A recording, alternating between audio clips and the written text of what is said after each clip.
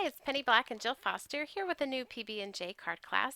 And in today's video, I will be creating two cards, and I'm going to be featuring some colored pencil work on toned gray paper.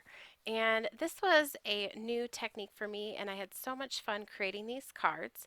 These cards also feature stamps from Penny Black's newest collection called Dreaming. And these florals and that sweet bird are perfect for this technique. I will be doing my coloring with Arteza colored pencils, the Woodless colored pencils, and their expert colored pencils. And the kind folks at Arteza have provided me with a coupon code of 10% off to you Penny Black fans, so I'll put that link for you down in the YouTube description box below, and that coupon code and links to the products. And there will be a full supply list at the very end of the video up on screen that will show all of the Penny Black, Arteza, and everything that I'm using products at the very end of the video on screen. So to begin, I'm going to do my stamping with the beautiful floral stamp Bliss and also the sweet bird called Dreaming.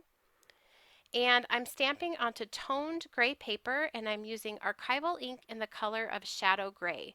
So I wanted to choose an ink that was very close to the color of this toned gray paper so that this would almost give the look of a no line coloring.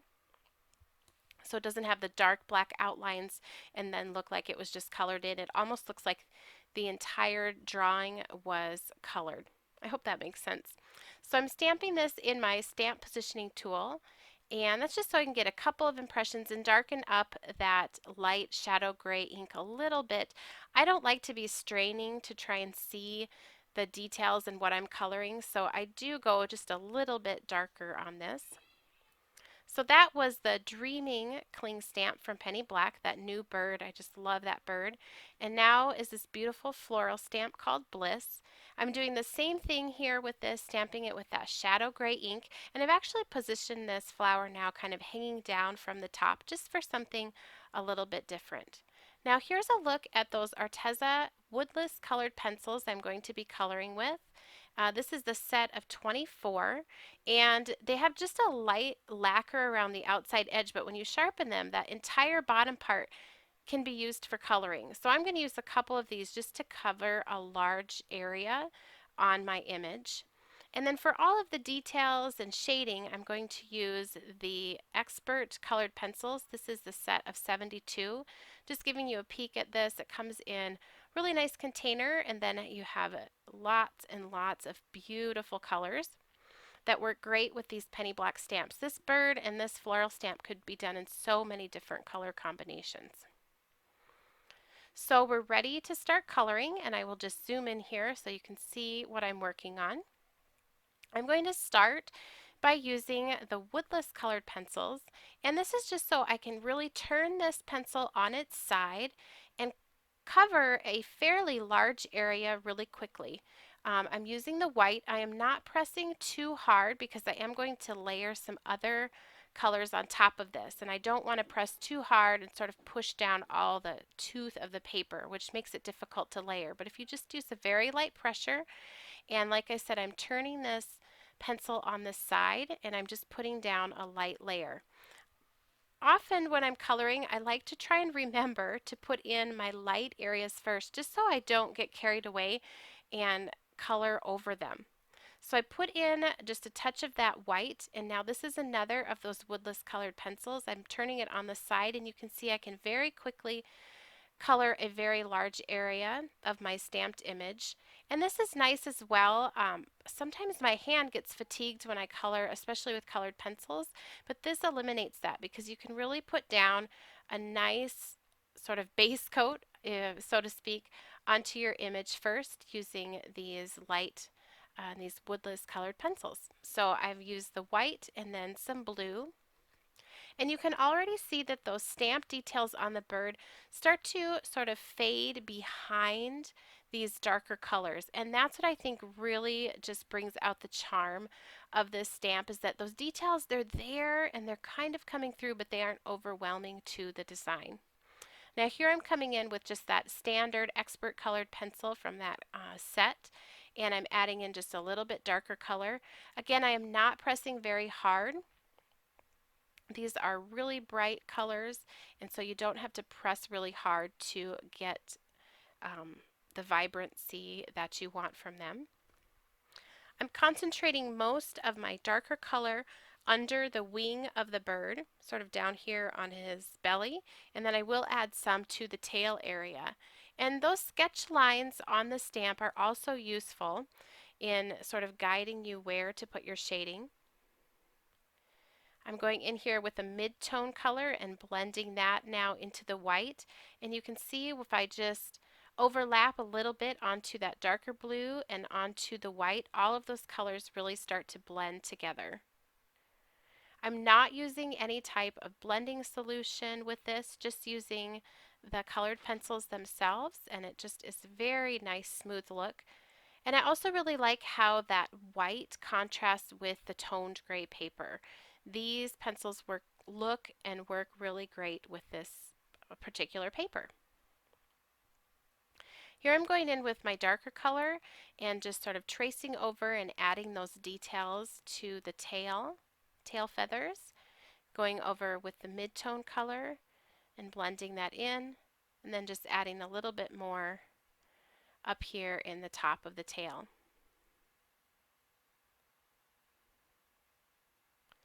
I'll go back again with that mid-tone color to blend that out. And this is the white colored pencil, so like the standard expert, as they call it, colored pencil. And you can see that is really bright and beautiful. And you can use that to blend those colors as well. You can color over top of the white to sort of lighten up and have a nice smooth transition from the mid-tone color to the white. One thing that's also really nice about colored pencils is you are not really under the gun as far as time goes. So sometimes if you're painting with watercolors or even using like an alcohol-based marker, you need to do your blending right away or before the paint dries. And that's one thing that's really nice about colored pencils is you can just take your time, you can stop and start. Sorry for my head there. And keep going back and forth and fiddling around with the shading that you've added. As long as you don't press too hard with those colored pencils, and you can keep going back and layering the color. Now behind my head there peeking out, I just added a little color to his beak. I also traced over some of the details on the wing, and then I'm going in here and just brightening up that white a little bit. And it is amazing what adding just that touch of that darker brown color does in capturing just some of those details.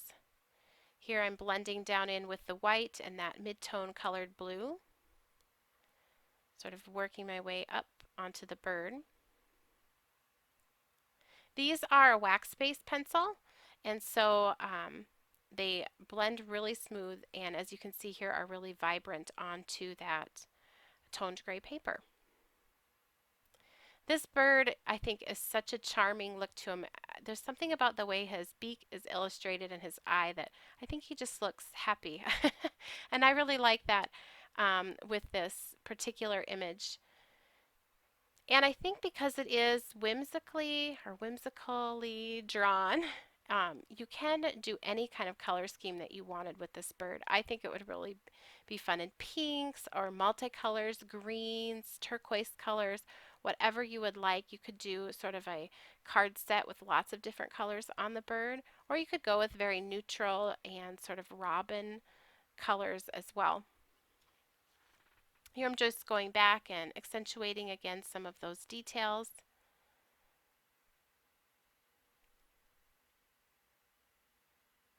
And I'm going to just sort of let that sit for a bit and move on down here to the branch. I'm putting a really light layer of the white on, and then I'm right over the top of that I'm putting that brown, and you can see that just keeps it. This is the same brown that I used on his feet, but because I'm mixing it there with that white and layering it on top of the white and putting some white back over the top, it just stays pretty light. It doesn't look exactly the same as the feet. Now I will move down to the leaves. I am putting in some of that white just so I don't lose that space for it as I get to coloring. And I'm going to use a couple colors of green here. Now all of the exact color names are listed on that supply list on screen at the very end of the video, and if you want to look at them in more detail you can just hit pause and check it out more when it's up there. I layered on some of the blue, and that is the same dark blue that I used up on the bird, and I think it just ties things together nicely to add a touch of that to the leaves. I'm adding a lighter green and then going back and blending up into that with that white pencil. And just going back and forth and mixing and blending those colors, putting additional layers on. If you start light, it's always easier to go back and add more color, but if you start too dark, it's hard to take it away. So I do just keep going back and forth and sort of playing with it until I'm happy with the look. And then here I am just going to use a mix of whites and pinks to color these in. It's not any fancy shading, just a mixture of colors on there so that it doesn't look too flat.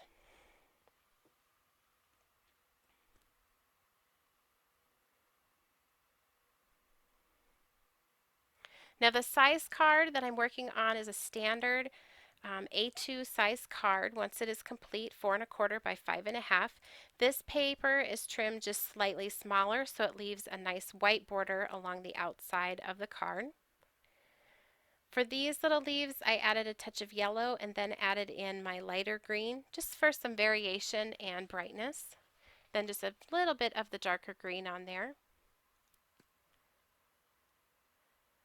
And again, I keep going back and just sort of playing around with that leaf. And I follow the same procedure and steps to color the rest of the leaves. Now to finish off his eye, I've just taken a very fine tip black pen and I'm coloring that in, being sure to leave the highlights as illustrated within the stamp.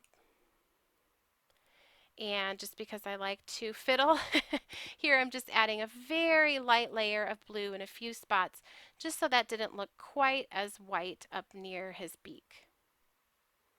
Now to finish this card, I stamped my sentiment. This is from the Huggable sentiment set. I stamped the Your A in that same light gray ink, and then I white heat embossed the Great Friend onto there. And I like pulling in that pop of white from the pencil coloring into the sentiment.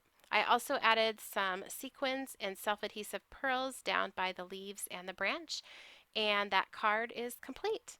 So we will move on now to the floral card. And for this, I followed the same procedures, kind of putting down my whites so that I didn't forget to put them in there. On all these little buds, just putting a little touch of that up at the top. Now this image you may think looks difficult to color because there's a lot of small details, but for me personally I find that's easier to color because there's less large expanses of area to color. So don't be fooled by some stamps that look like they have more detail like this one. They're actually, I think, easier to color and get results that you're happy with. So now that I've added my whites, I can go in with my mid-tone color and then I'll go in with my dark.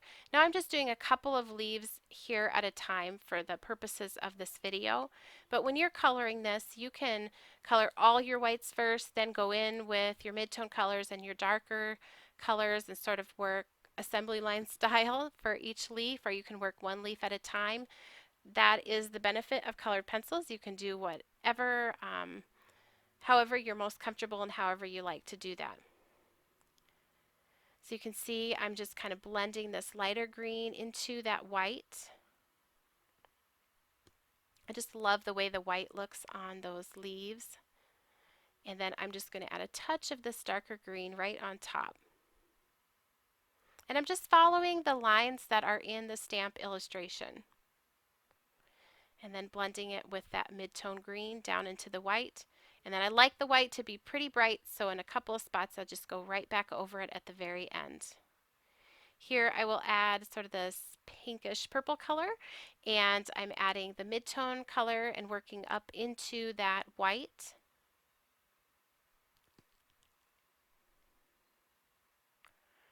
And then I will add just a touch of a darker color on those as well. And you can see how those just already have some beautiful depth, and they do not take very long at all to color.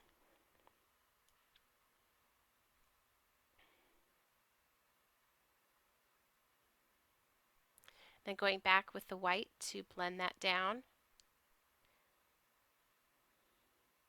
and give it a nice finished look.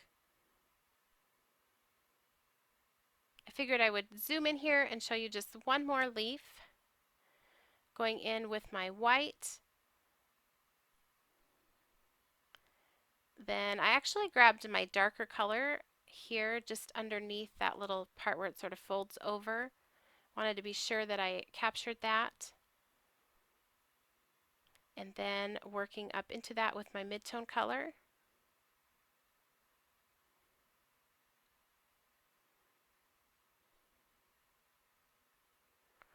Just very lightly blending over the top.